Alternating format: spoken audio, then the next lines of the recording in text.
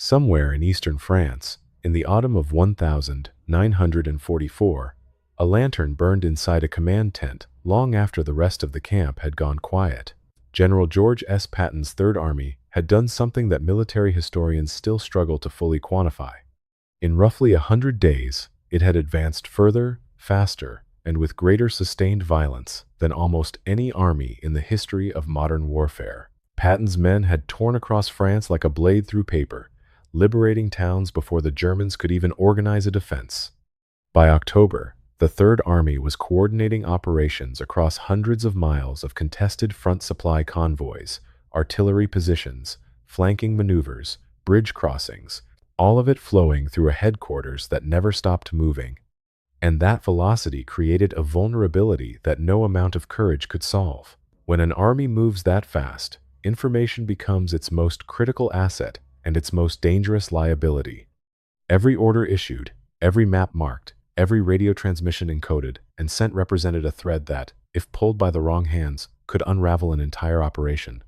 A single piece of foreknowledge handed to German intelligence could redirect a panzer division, could collapse a flank, could cost thousands of men their lives before dawn. So here is the question that should follow you through everything that comes next. Somewhere inside Patton's headquarters, information was moving in the wrong direction. How did they find it? And when they did, what exactly did Patton do? The answer to the second question is not what you expect. Wartime counterintelligence in 1944 looked nothing like the movies. There were no dramatic confrontations in shadowed alleyways, no double agents exchanging microfilm in train station bathrooms. The real work was methodical, unglamorous, and almost bureaucratic in its patience.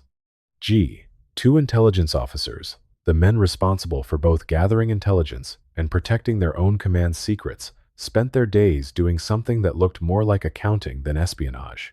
They tracked information flow. Who knew what, when they knew it, and whether German responses in the field suggested foreknowledge of Allied intentions.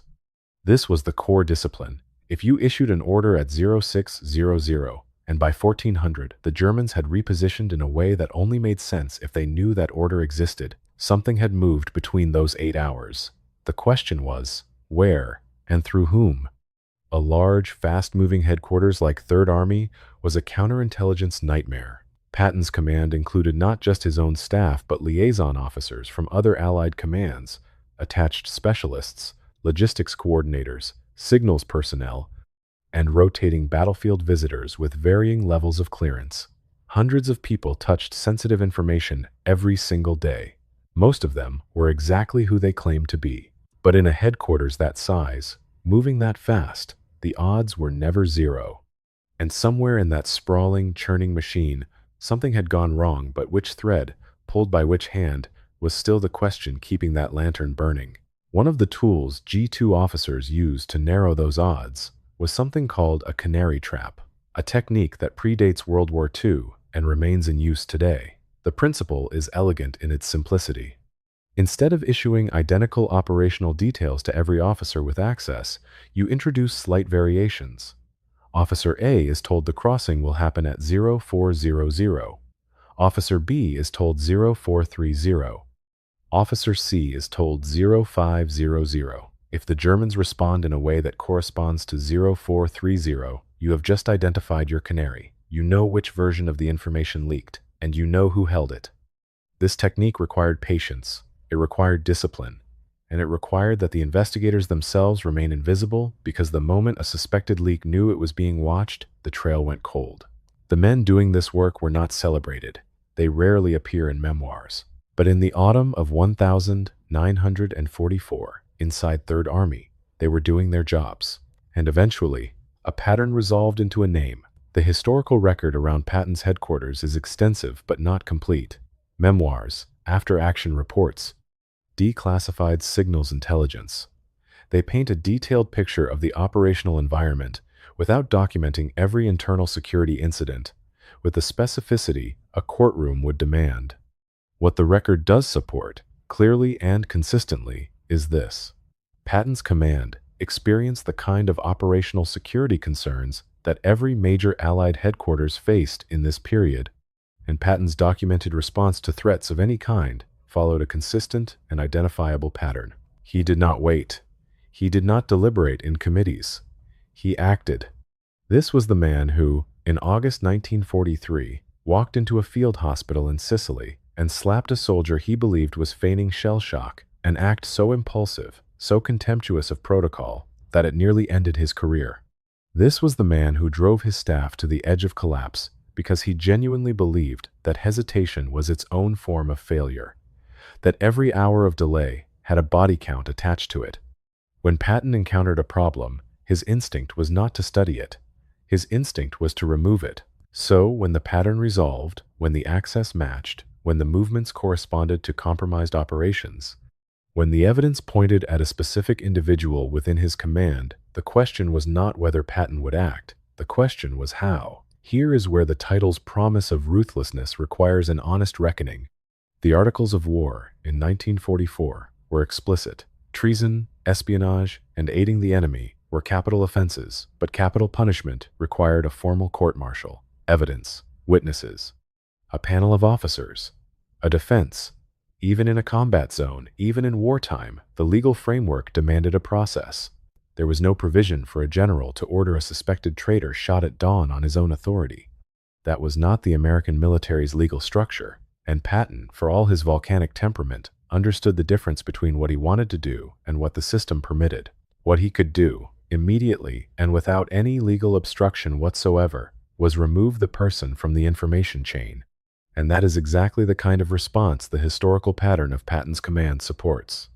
Immediate relief of duty, isolation from all classified material, transfer out of the headquarters, out of the theater if necessary, into a holding status where the individual had access to nothing and contact with no one of operational significance, not a bullet, not a tribunal convened in a muddy field, something colder, more surgical, and in many ways more effective. Consider the alternative. A formal court-martial for espionage required the prosecution to present its evidence, which meant revealing what was known, which meant potentially disclosing the canary trap methodology, the signal's intelligence sources, the specific operational details that had been compromised. A trial, conducted properly, could burn the very intelligence infrastructure that had identified the leak in the first place. It could hand German intelligence a roadmap of Allied counterintelligence capabilities. The ruthlessness Patton exercised was not the ruthlessness of rage.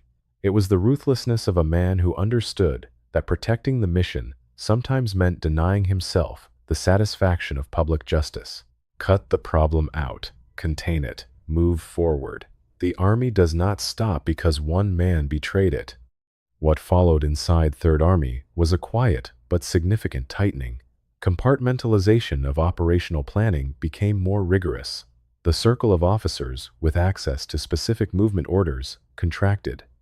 Information that had previously flowed relatively freely through the headquarters now moved through narrower channels, with more deliberate control over who knew what and when. But here's the part that rarely gets discussed. That tightening came with its own costs. Officers who had no connection to any leak found themselves cut out of planning loops they had previously relied on. Coordination slowed in places. Trust, the invisible infrastructure that makes a headquarters function, had been quietly damaged, and rebuilding it while simultaneously fighting a war was its own kind of burden. The system had been made more secure. Whether it had been made more effective in every dimension is a harder question, and one that Patton's own staff officers debated in private long after the war ended. Patton's obsession with speed had always been his defining characteristic, but speed without security was just recklessness with better branding. The autumn of 1944 forced a recalibration, not a slowing, but a sharpening. The Third Army would continue to move faster than its opponents expected. It would simply do so with tighter hands around its own secrets. The broader context matters here.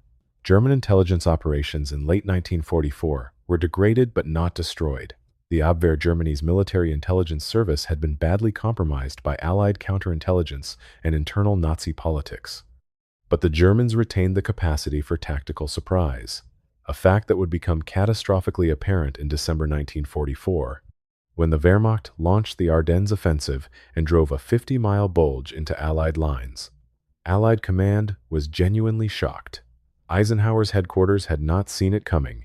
Patton had.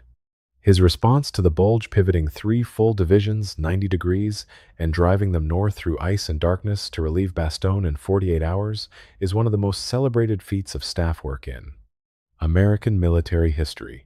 What is less discussed is that this operation required extraordinary operational security. The movement of 3 divisions cannot be hidden from aerial reconnaissance, but the intention behind the movement, the timing, the ultimate objective, these were held tightly. Third Army's headquarters executed one of the most complex, rapid maneuvers of the war, and the Germans did not disrupt it at the planning stage. Connect those dots carefully. Don't overstate them. But don't ignore them either. Because if the security tightening of autumn 1944 contributed even partially to the clean execution of the Bastogne relief in December, then the cold calculation Patton made, protect the system over the individual, protect the mission over the process-produced consequences that extended far beyond one compromised headquarters and one removed officer. How many of the soldiers who survived Bastogne survived because a canary trap worked in October? That is not a question history can answer precisely, but it is not a question history should stop asking, which brings us back to the word the title promised, ruthless. What did you picture when you read that word? A firing squad in the gray morning light? A general's fury unleashed without restraint? The image the word conjures is one of violence, of punishment delivered in the heat of moral outrage. What Patton actually demonstrated was something harder to admire cleanly and harder to dismiss entirely. The willingness to make a decision that protected the mission over the individual. That prioritized operational security over the public satisfaction of punishment. That treated betrayal not as a moral catastrophe requiring vengeance, but as a tactical problem requiring a solution. Remove the variable. Secure the system. Advance. This is not a celebration of that approach. It is an uncomfortable portrait of how effective command actually functions in extremis. Patton was not a just man in any simple sense. He was a man who operated inside a moral universe where the survival of his army was the highest value, and everything else, including the due process of a suspected traitor, including his own reputation, including the comfort of public accountability, was subordinate to that value. Whether that makes him a great commander, a dangerous one, or something that refuses to resolve into either category cleanly, is a question the historical record raises without answering. What's your instinct on that? When operational necessity and legal process collide in wartime, which one should win? It's not a simple question, and the fact that it isn't is exactly why Patton remains so difficult to look away from. If you find yourself drawn to these kinds of stories, the ones where history refuses to give you a clean verdict, subscribing means you'll be among the people who keep asking those uncomfortable questions, rather than settling for the easy version of the past. The deeper question, the one the lantern in that command tent was burning over, is not really about Patton. It is about the nature of justice in conditions where justice as we normally understand it becomes a luxury. In wartime, the rules that protect the innocent also protect the guilty. The process that guarantees a fair trial also guarantees delay. And delay, in the autumn of 1944, had a price measured in bodies. Patton made his calculation. He cut the problem out and moved forward. And yet consider what that calculation required him to carry. The man who was removed from his post never faced a public trial, never had the evidence laid against him in open court, never had the opportunity to contest it. If the canary trap had identified the right man, justice was served efficiently and the mission was protected. But what if the pattern had pointed at the wrong officer? What if the variation in timing that corresponded to a German repositioning was coincidence rather than causation? In a system designed to move fast and cut cleanly, there was no built-in mechanism to ask that question. Patton's moral universe had no comfortable place for doubt. And that, perhaps more than anything else, is what the lantern was burning over, not whether the decision was necessary, but whether necessity alone is ever sufficient justification for certainty. In that dark tent, in that particular autumn, he may well have been right, and that is precisely what makes it so difficult to sit with.